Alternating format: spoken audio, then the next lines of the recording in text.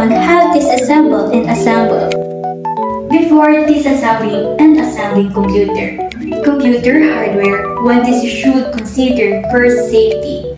Always remember that the electrocution and nasty cuts are the most common injuries that the technician acquire when doing this.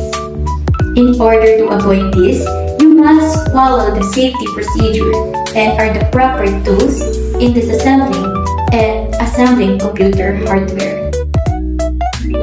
Step 1. Wear anti-static wrist strap and connect the end to the unpainted part of the computer case.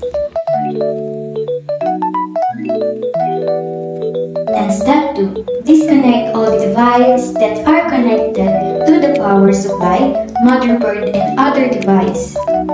Remove the CPU fan and heat sink.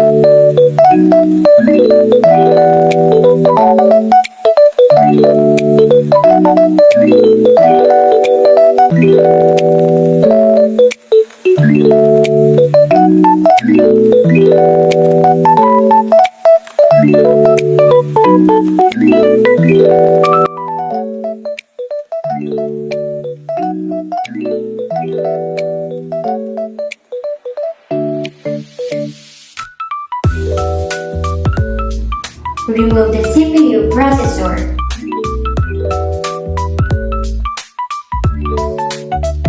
And be careful na hindi mahahawakan sa gitna. Install the CPU onto the CPU socket.